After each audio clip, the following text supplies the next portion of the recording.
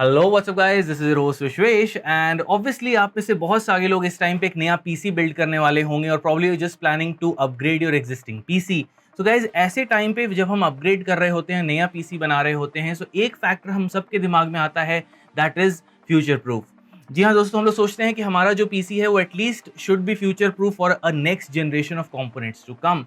तो यहाँ पे जो generation of components to come की अगर बात की जाए, वो है the RTX 4000 from Nvidia in terms of graphic card and AMD का Ryzen 7000 in terms of CPUs। दोनों ही highly anticipated launches हैं, but इन दोनों launches में एक बहुत ही common सी similarity है and that is power draw। जी हाँ दोस्तों, it's all over the place, सारी जगह news, websites, internet, Facebook forums, all the other forums, everywhere this thing is going around कि इन दोनों के पावर ड्रॉ काफ़ी हाई होने वाले हैं। So guys, being a distributor, I am just confirming you कि फर्स्टली इस साल RTX 4000 का डेफिनेटली एक कार्ड लॉन्च होने वाला है and going by the specification that is 48 GB of GDDR6 memory and almost 18,000 plus CUDA cores. This card is going to be the direct successor of the RTX 3090 Ti। तो यहाँ पे हम उसको address करेंगे as the 4090 Ti। Name हो सकता है बदल जाए, बट एक चीज जो नहीं बदलने वाली है, that is the power draw and that is going to be hold your horses, it's going to be 850 watts. जी हाँ दोस्तों, 850 वॉट का पीक पावर ड्रॉ होगा ऑफ द स्पेक्यूलेटेड 4090 Ti। इतना ज़्यादा पावर ड्रॉ आप में से बहुत सारे लोगों के PCs का नहीं होगा। So just a single graphic card consuming over 800 watts is just mind boggling. अगर ये आपको बहुत सरप्राइजिंग लग रहा है, then talking about the new AM5 platform जो कि X670 चिपसेट पे बेस्ड होगा, AM5 सॉकेट जिस पे Ryzen 7000 CPUs चलेंगे, वहाँ पे AMD ने रिवील किया है 230 watt of peak power draw with a TDP of 170 watt. So guys, combined ही अगर इन दोनों का देख लें तो इट्स ओवर 1000 वॉट सिर्फ GPU एंड CPU। सो ऐसे केस में देयर आर फ्यू फैक्टर्स जो कि आपको कंसिडर करना चाहिए अगर आप एक फ्यूचर प्रूफ बिल्ड बनाने वाले हैं at the time of this video. So without any further delay, let's start this video and talk about the components. So guys, अगर पावर ड्रॉ की यहाँ पे बात हो रही है एंड पावर सप्लाई की हम बात ना करें, so definitely this video would not be complete. So power supply के मामले में यहाँ पे हमें दो चीज़ों का बहुत ध्यान देना है, that your power supply should not only be able to deliver all that power, card के ही लिए 850 वॉट तक की पावर वो सिर्फ ना डिलीवर कर पाए, साथ ही साथ it should be safe, it should be reliable and it should be coming with all the bells and whistles so that आपको एक efficient and ripple free power delivery मिल सके। सो सबसे पहले हमारे पास दो ऑप्शंस आते हैं which I would personally recommend to all of you guys in case you planning a future proof build. Firstly is the XPG Cyber Core। जी हाँ दोस्तों, XPG Cyber Core is the top of the line 80 plus platinum power supply, 1000 and 1300 watt में available है। 80 plus इसमें आपको platinum efficiency मिलती है which is almost 95% close by आपकी एफिशिएंसी इसमें मिलती है। साथ ही साथ इसमें आपको फुल LLC ब्रिज टोपोलॉजी मिलती है, प्राइमरी एंड सेकेंडरी साइड पे आपको Tier 1 जापानीज कैपेसिटर मिलते हैं and to top it all of आपको नाइडैक या फिर जिसको आप पॉपुलरली जानते हैं जेंटल टाइफून के नाम से, वो फैन मिलता है to cool this unit down even under full load. So guys, अगर आपको top of the line power supply चाहिए then definitely consider the XPG Cyber Core। But अगर आप थोड़ी सी कम efficiency that is 80 plus gold के साथ जाना चाहते हैं, you want to save some bucks but आपको सारे bells and whistles and secure and safety features चाहिए, then definitely consider the EVGA Supernova GT। जी हाँ दोस्तों, दोनों 1000 एंड 1300 वॉट में अवेलेबल हैं, 10 इयर्स वारंटी है, फुल LLC ब्रिज टोपोलॉजी मिलती है इसमें भी, प्लस आपको प्राइमरी एंड सेकेंडरी साइड पे Tier 1 जापानीज कैपेसिटर मिलते हैं, electrolytic not polymer, but it's highly reliable, highly efficient and it obviously fits your budget and will be able to support the upcoming beast that is the Ryzen 7000 and the RTX 4090 Ti with ease। So guys, power supply की तो हमने बात कर ली, अब बात कर लेते हैं कूलिंग की, because with high power draw comes high heat dissipation। So यहाँ पे कूलिंग के मामले में हमारे पास दो ऑप्शन है, that is in terms of liquid cooling we have the Deepcool LS, यहाँ पे 520 है, and then you have in terms of air cooling the AK620।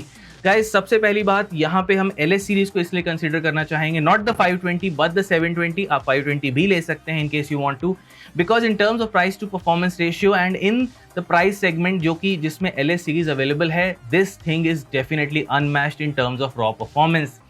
Fourth generation pump इसमें आपको मिलता है कस्टम कोल्ड प्लेट डिज़ाइन, जिसका मतलब ये है कि आपके CPU की IHS से not only it will make a even spread and an even contact, but fourth generation pump के साथ कूलेंट का जो आपका फ्लो होगा that would be on a very high level, ensuring low temperatures even under high load. साथ ही साथ if you are like me and you prefer the air cooling route, आपको एयर कूलर्स पसंद हैं, so AK620 is something that you should be going for, because AMD के जो 7000 series की Ryzen आने वाला है उसका स्पेक्यूलेटेड नहीं, official TDP is 170 what, whereas this cooler is rated at 260 what. इस चीज को ध्यान में रखते हुए the AK620 is my personal preference and my personal recommendation to all you guys। White and black में ये ऑलरेडी अवेलेबल है and there is a new version also coming out in the coming months. Video आपको definitely channel पे मिलेगी when this thing is out, but for the meantime definitely consider the AK620 in the air cooler division, whereas in the liquid cooler division go for the LS720।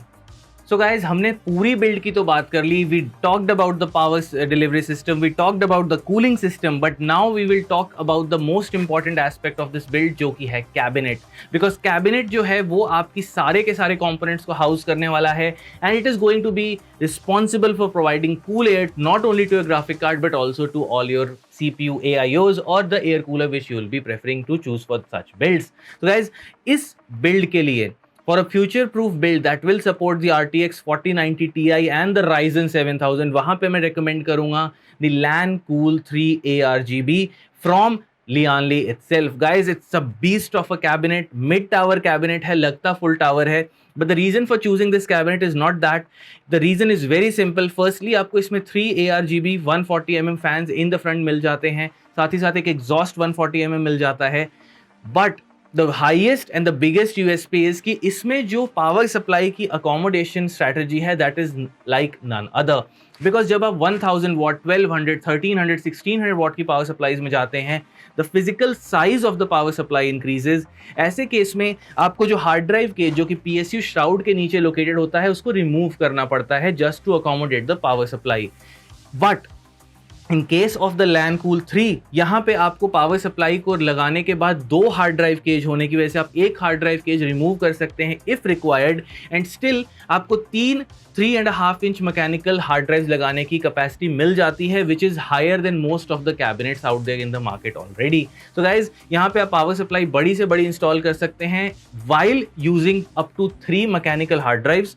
साथ ही साथ इसमें 8 SSD का option तो unmatched है and unblocked रहेगा ही रहेगा in that case. Coming over to the cooling side, यहाँ पे 360mm माउंट्स मिलते हैं that is in the front, the top as well as on the PSU shroud itself.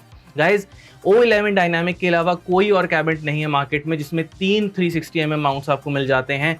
So if you using the LS720 आप easily उसको top में mount कर सकते हैं, and with the 3 fans feeding cool air from the front आपको एक बहुत ही efficient cooling system यहाँ पे मिलेगा। साथ ही साथ the 4090 Ti is going to be a very beefy and beastly card। 3090 Ti से भी ज़्यादा बड़ा होगा।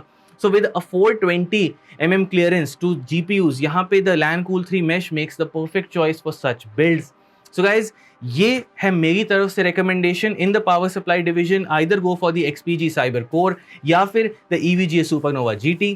कूलिंग के साइड में अगर आपको लेना है तो Deepcool LS720 along with the Deepcool AK620 अगर आपको एयर कूलिंग प्रेफर करते हैं, एंड कैबिनेट आपका कांस्टेंट रहेगा that is the Lianli LAN-Cool 3 Mesh ARGB और the non ARGB if you are into non ARGB stuff। So guys, with that being said, it's time for a wrap। I'll see you guys in the next। In case you have any doubts, queries or feedbacks regarding this build or the video in general, make sure you leave a comment in the comment section below।